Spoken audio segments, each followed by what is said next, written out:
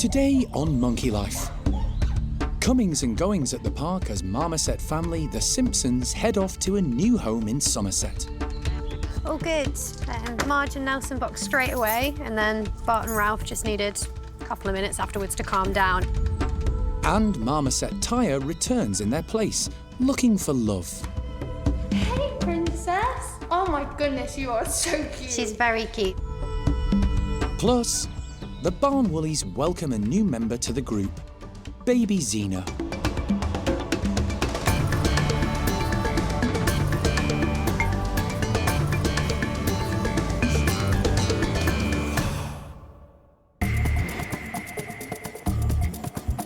Monkey World in Dorset, buried deep in the English countryside, is the largest sanctuary of its kind on the planet. The team, led by Dr. Alison Cronin, rescue and rehabilitate abused and unwanted primates from all over the world. There they are. It's so amazing. They look really fit and healthy. All good. The park provides a home for more than 260 primates from 25 different species.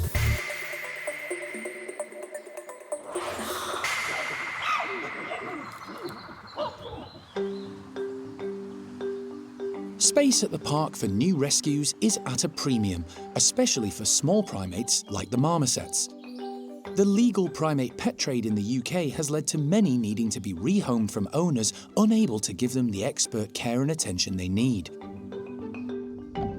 As a result, the park is now full to the brim. A bill to change the pet trade law is currently going through Parliament. But until it passes, the trade and inevitable rescues will continue. To alleviate the situation, Monkey World has teamed up with a number of other wildlife parks and sanctuaries with room to take on some of its rehabilitated and established pairs or groups. Today, one of those families is leaving for a new home at Puxton Park in Somerset. So we've chosen the Simpsons to send because, to be honest, we're running out of sort of healthier rehabilitated pairs to send. The mark of the pet trade, unfortunately, is stamped forever on some individuals. They always will struggle with things like rickets and mobility. So anybody that's a bit weak and wobbly, we can't send. Whereas the Simpsons are a pretty healthy and pretty robust group of 4. We also think taking them away from the squirrel house, where there's a lot going on. You know, you've got squirrel monkeys, you've got sarkies and Loki the marmoset next door, and they sometimes get a bit hot and bothered about the neighbours. So taking them away to an environment where they're much more sort of not surrounded by other primate species might actually be quite good for them. And they just work really well as a nice little family unit, as marmosets should be. So we're going to miss them, but we know that Puxton are really good at looking after them. We've seen that with the 2 pairs we've sent previously. So good thing for them, and frees up a bit of space for us for all of those countless rescues out there that are going to need our help. But Steph won't be returning empty-handed. She's bringing back Tyre, a female marmoset rescued by Alison from appalling conditions at a flat in Plymouth, who went on to live at Puxton. She's recently lost her mate, so is returning to the park where some single males are in need of a partner.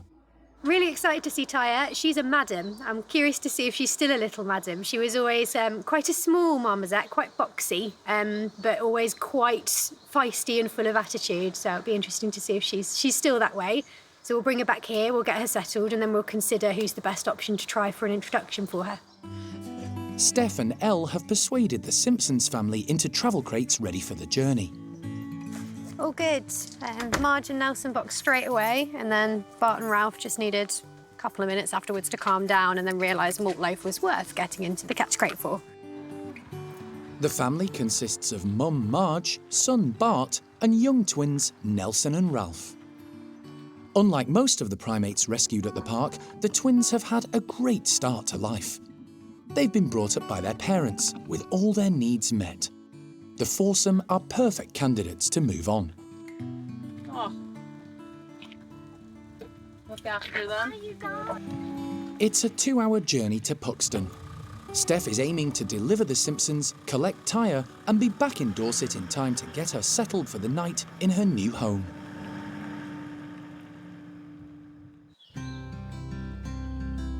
The primate care teams at the park are on a permanent mission to enrich the lives of the animals in their care, and today, the park's 2 patus monkeys are in for a prickly treat. Toby has some fresh blackberries and rose hips still attached to their thorny stems, and he's hanging them all over the pair's enclosure. It's going to be interesting to see how they work it out. Also, there's the different sort of ripeness amongst them. There's some very ripe ones, some not so ripe ones, and so they're going to have to work out which ones are tasty, which ones are not. Or no, Mr. P, he'll just eat everything that goes because he's quite a greedy boy. But we're hoping that as well that it will slow him down a bit and give Penelope a chance to eat and join in, because he is quite a fast eater and she's not. So sometimes he does try and hoard the majority of the food. In the wild, patus monkeys are ground-dwelling, living mainly on the savannah, eating fruits and seeds, as well as the leaves and gum from native plants, such as the acacia.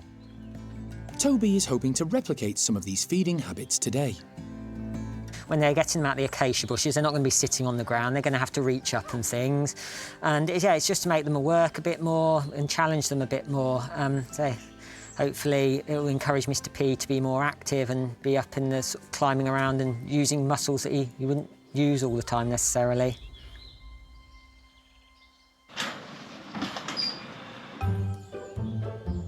Toby lets the pair into the enclosure, and they make a beeline for the thorny fruit.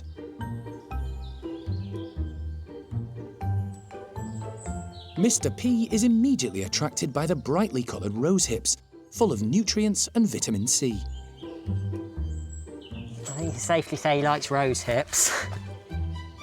Penelope opts to sample both offerings. Patus monkeys are well adapted to tackling the prickly fruits. Their long fingers can easily manipulate them from the spiky stems. Their padded, leathery hands give them added protection.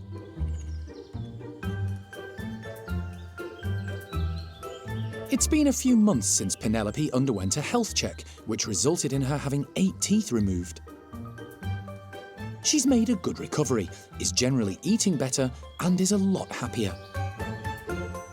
But due to her age, she now has some other medical issues.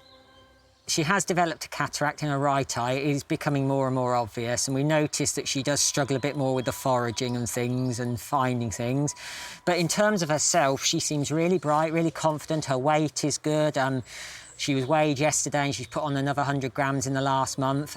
She does have our issues. Her mobility isn't what it was. She is a bit stiff on the back end, bit of arthritis going on. We do treat her for that. She gets some medications for that. But as a pair, they're doing brilliantly. They're really settled in their new home. Mr. P is the dominant one of the pair. But that hasn't affected today's outcome. The patus have both tackled the thorny, prickly provisions with relish. A pair of them have not been bothered at all by the thorns. They've just gone for it, really. And just seeing them doing these natural things and a behaviour that's sort of replicating something they'd have to do in the wild is really, really nice for us to see. And it's definitely something we can think about and revisit again.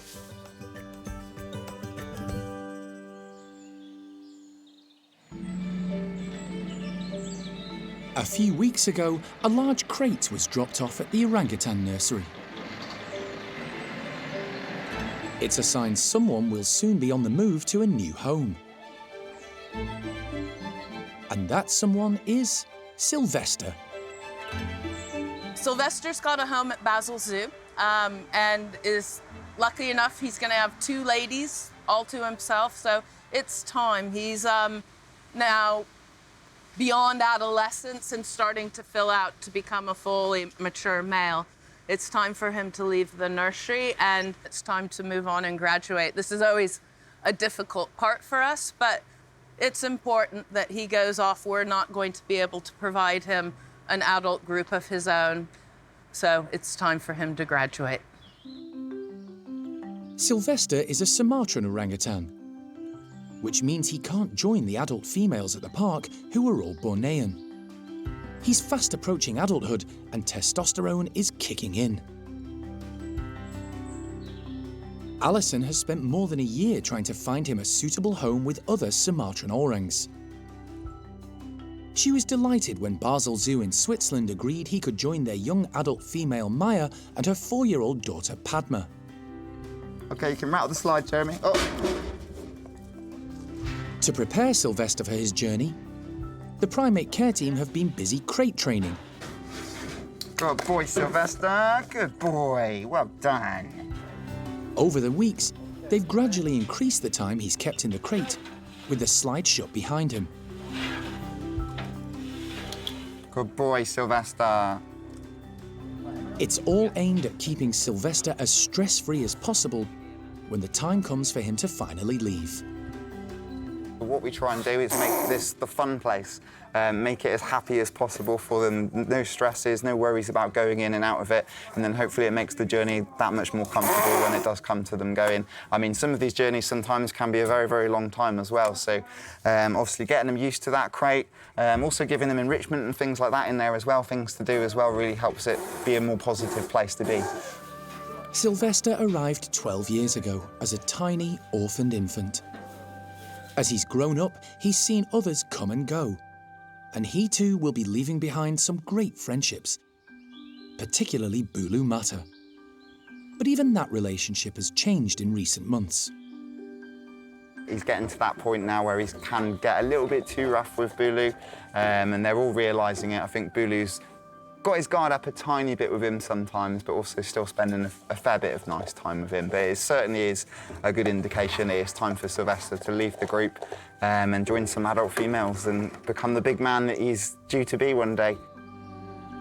A time scale has yet to be decided for Sylvester's departure. There's still lots of paperwork and logistics to sort out. But when the day arrives, it will be a poignant moment for everyone. It certainly will be a sad, emotional day when Sylvester goes, for all of us keepers and probably for the orangutans as well. I mean, they've been living with him for a very long time now. But it's about the greater good of the future, and Sylvester will be a lot happier with people his own age and certainly some girls around him.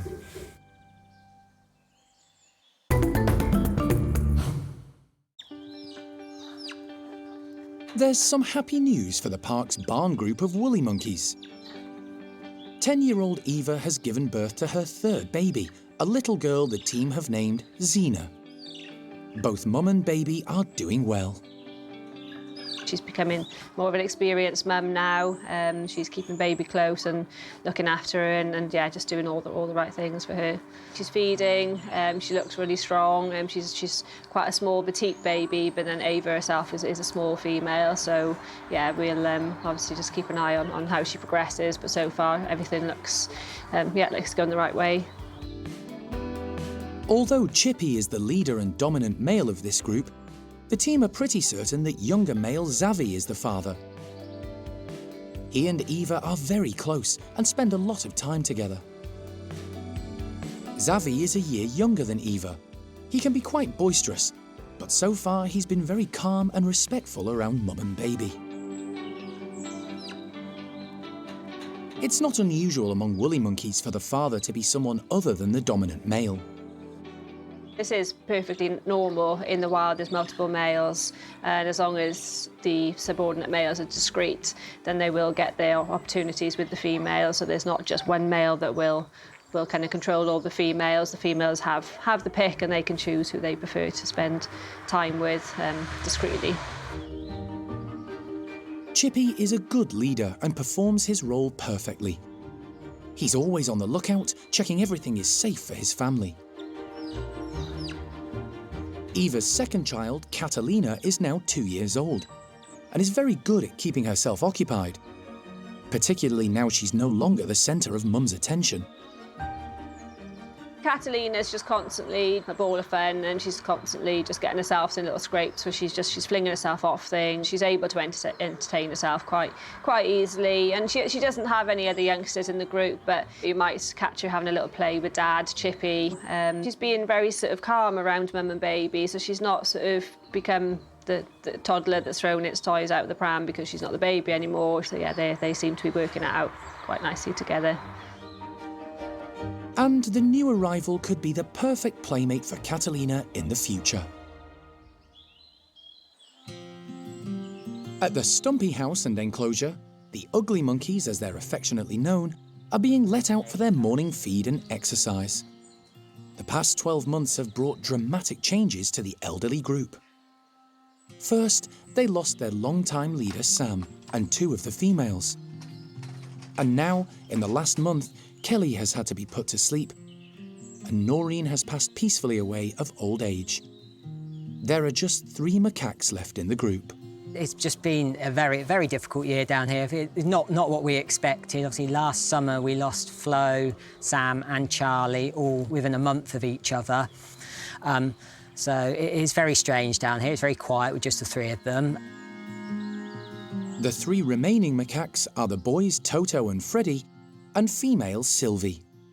At 24, she's the youngest of the trio and the only survivor from the group of 12 rescued from a medical research laboratory in Scotland in 2010. Leader Sam and 18 other stumpies had arrived 10 years earlier from another British research laboratory. All 31 of the lab macaques arrived with numerous medical conditions. Many were overweight and most were in their teens or older. For us to still have some of those guys left sort of coming up to 12 years later is really quite some going.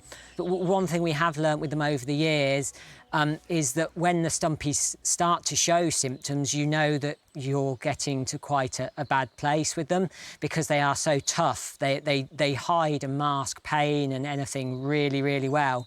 And it is a difficult decision for the staff whether we put a stumpy to sleep, but invariably we've always found out that actually once we've done it, it's very much the right decision.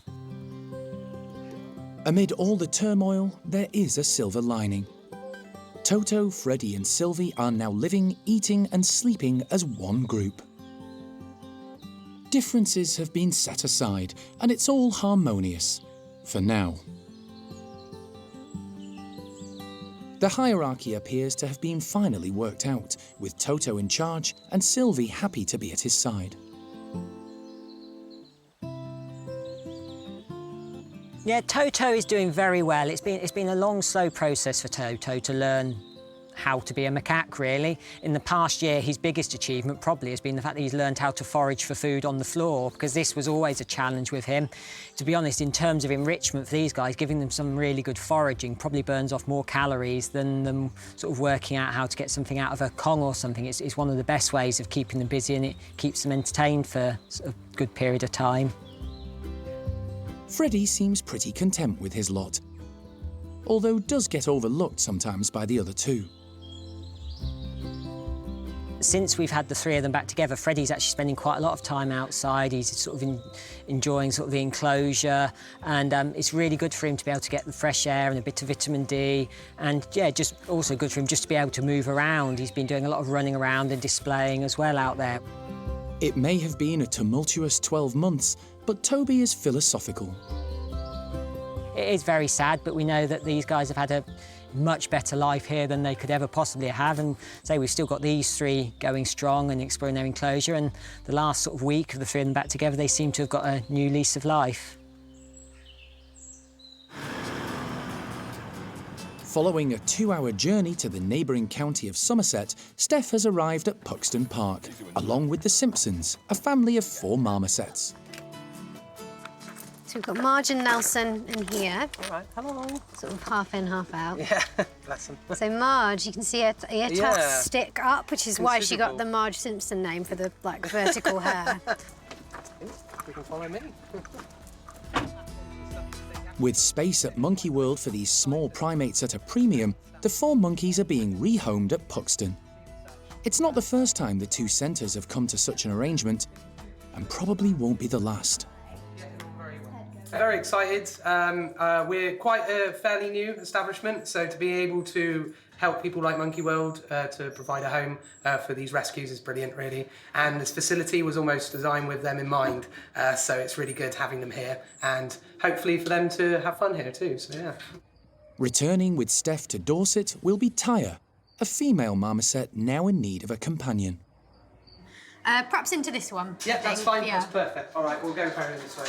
But before she collects Tyre, Steph wants to see the Simpsons happy and settled in their new home. So you're going to go with Marge and Nelson first, as they seem to be sort of up and about and ready to go. And then we'll do the other 2 boys. And then I'll try and sneak out while they're busy exploring. Marge is first, There we go. with the rest of the family soon following. Oh, there we go. There you go. So that's Bart. Okay. That's Dad. Only Ralph is a little reluctant. So Ralph does tend to be the slightly more reserved one of the two young boys. There we go, good boy. They all appear relaxed in their new surroundings. Yeah, they look pretty good. Straight into exploring everything, having a good sniff around. Be a lot of scent marking, I imagine, over the next sort of half hour or so as they sort of claim everything as theirs now. For Joe and his team, identifying all four will be a challenge.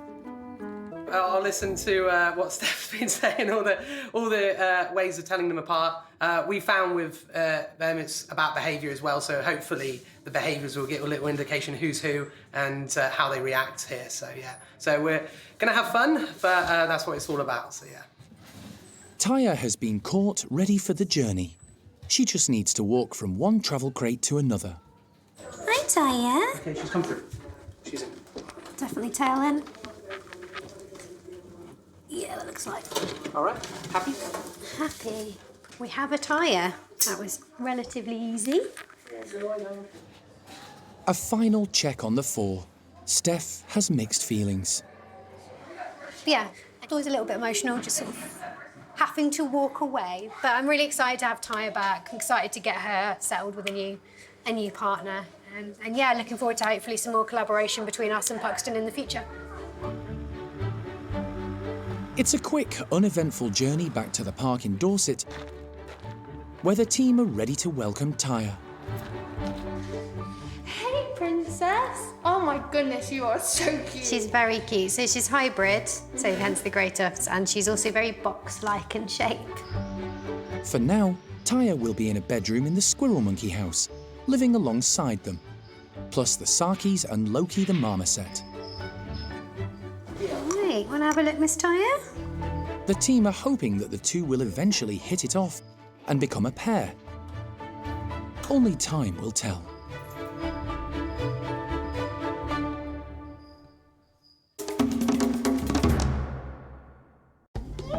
Next time on Monkey Life. Vet day for some of the small primates at the park. And there are concerns for Nellie the loris. She's got a mass in her abdomen, Alison. And how do you tackle this? Gibbon Tio eventually cracks the problem.